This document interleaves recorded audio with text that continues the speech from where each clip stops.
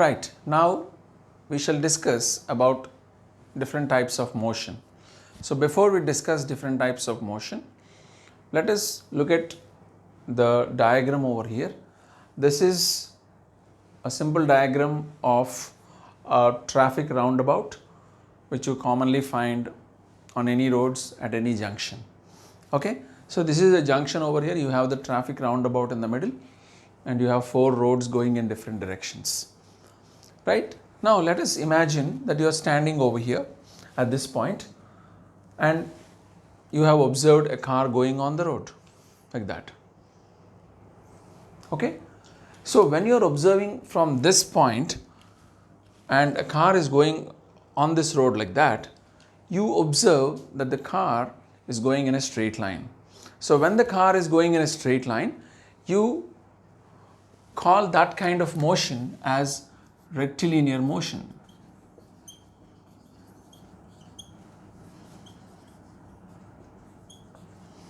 Rectilinear motion means a motion described by a body where the object moves in a straight line. So here it's moving in a straight line, or if you're standing over here and if the car is coming like this, straight line. So when an object moves in a along the straight line, then we say that that kind of motion is a rectilinear motion. But let us imagine that a person is standing over here. Let us say the traffic police, okay, or traffic police is standing over here, okay, and he observes a car coming like this, goes this way and then comes this way and then goes into this road. Then he observes that the body is moving in a curved path. So it's coming like that. It's going in a curved path, which is quite similar to different kinds of motion that we see in our day-to-day life. Whether it could be the case of a door, when you're opening a door or closing a door, the hinges of the door are at one end and you open it, close it from the other end. So when you do that, the door moves along the circumference of a circle or an arc. It's just like an arc. So that kind of motion is also a curvilinear motion. We call it as a curvilinear motion. Many such examples are there. You can say, you can take an example of opening or closing a book.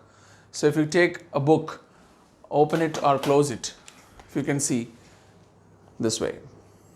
So the book is opened or closed along this end. Okay, so when you do that, it is also moving in a curved path. Or to that matter, when you open your laptop that way. So it's moving in the curved path. So that is also called as a curvilinear motion. So when the body moves along a straight line, we call it as a rectilinear motion, or when the body moves along the curve or in a curved path or the arc of a circle, whatever, that motion is what we call it as a curvilinear motion. Okay, now we shall discuss some other kinds of motion. Okay, right, now we shall discuss some other kinds of motion. Before we discuss those types of motion or define them, we shall discuss an example. Okay, let us imagine that you have started on a journey to your friend's place, which is quite far off from your home. Let us suppose that that person is living in some other city which is close to Vizag. Okay, so let us suppose that you have started from your house. You decided to go by road and you are going in a car. You started at 7 a.m. suppose, and by 8 a.m. you have observed that you have covered a distance of some 60 kilometers. Since the traffic was very less, by 8 a.m. you could reach a distance of, cover a distance of 60 kilometers. And by 9 a.m., let us suppose that you have covered a distance of 120 kilometers. let us suppose. And by 10 a.m., you have reached your friend's place, which is 180 kilometers away from your place. Okay? So, if you observe over here, the time gap between 7 and 8 a.m. is 1 hour. And in that 1 hour, you covered a distance of 60 kilometers. Okay? Now, again from 8 a.m. to 9 a.m., that is another 1 hour. In that also you have covered a distance of 60 kilometers. And from 9 a.m. to 10 a.m., that is before you reach your friend's house, another 1 hour, you have again covered a distance of 60 kilometers. So for every 1 hour, you are covering a distance of 60 kilometers. That means you have covered uniform distances in uniform intervals of time. That is equal distances in equal intervals of time. So whenever a body covers equal distances in equal intervals of time, we call such a motion as uniform motion. Okay, when a body covers equal distances in equal intervals of time, we call that kind of motion as uniform motion. Now let us suppose that you have started your journey back home. You started your journey back home. Okay, that's after meeting your friends at 10 o'clock, and you started from there around 1 o'clock or 1:30 in the afternoon. Okay, let us suppose that you started at 1:30 p.m. Okay, in the afternoon. Okay, and by 2:30 p.m., since it is close to the mid-noon, the traffic will not be much heavy, so you could cover a distance of say 60 kilometers from 1:30 to 2:30. But from 2:30 to 3:30, at 3:30 p.m., the traffic was slightly high, so you could cover 50 kilometers. Okay, the traffic was little higher, so you couldn't cover 60 kilometers, but you could cover only 50 kilometers.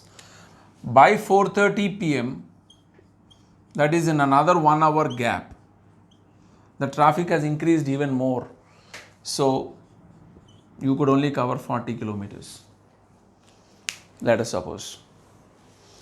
And by 5:30 p.m., that is another 1 hour gap, okay, you could cover only 30 kilometers.